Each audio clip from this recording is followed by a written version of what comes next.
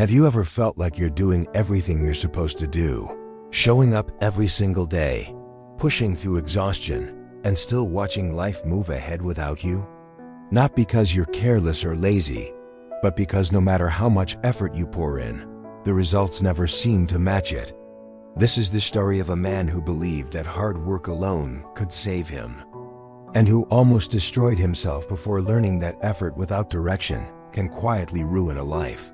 In a crowded city where traffic never slept, lived a 29-year-old delivery rider named Adeel. He believed in one rule above all else: never stop working.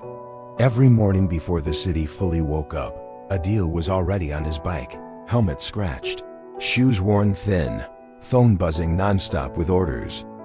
He rode through heat, rain, and exhaustion, skipped meals, missed family gatherings, and survived on broken sleep because he believed that if he worked harder than everyone else, life would eventually be forced to reward him. But life didn't. At home, unpaid electricity bills waited silently. His mother's medical expenses grew month by month, and his younger sister's college fees were always pushed to next month. His own dreams had been packed away so long, thinking about them felt like a luxury he could no longer afford. What hurt the most was watching others move ahead. Other riders worked fewer hours, some even took days off, yet they upgraded their bikes, talked about savings, and made plans. Adeel worked 14 to 16 hours a day and still felt stuck in the same place. One night, after his final delivery, he sat on a curb outside a closed restaurant, legs trembling, phone dead, body hollow, and for the first time a terrifying thought crossed his mind. What if this never changes? He didn't sleep that night, not because of work, but because doubt had finally caught up with him. A week later, his body forced him to stop. Mid-delivery, his vision blurred, the road tilted, and his bike slowed until he couldn't continue. At the clinic, the doctor told him bluntly that nothing was technically wrong, except that he was chronically exhausted and dangerously close to collapse. If he continued like this, something would break, and it wouldn't be his bike. That evening, instead of logging back into the delivery app, Adeel sat at a roadside tea stall where experienced riders gathered, and for the first time he listened. One rider talked about choosing high-paying routes instead of chasing every order. Another explained how working peak hours earned more in less time. And someone mentioned that proper bike maintenance alone saved hours every week. Slowly, painfully, Adeel realized that others weren't working less because they were lazy. They were working differently.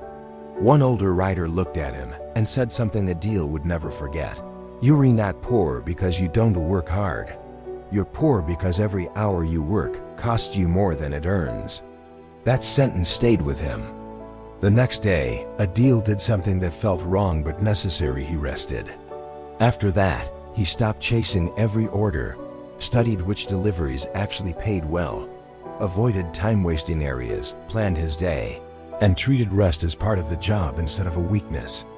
Within weeks, he was working fewer hours but earning more, not because luck improved, but because his decisions did. He had energy again, clarity again, and control over his life again. 6 months later, Adeel was still a delivery rider, but now he had savings, time, and a plan. And for the first time in years, he didn't hate his life. The truth is simple but uncomfortable. Hard work matters, but hard work without strategy is slow self-destruction. Being busy is not the same as making progress, and suffering is not proof of success. If this story feels personal, ask yourself one honest question today. Am I actually moving forward, or am I just wearing myself out? Because the goal isn't to work until you break. The goal is to build a life that doesn't require breaking you. Sometimes the bravest thing you can do isn't to push harder, but to stop, think, and finally start working smarter.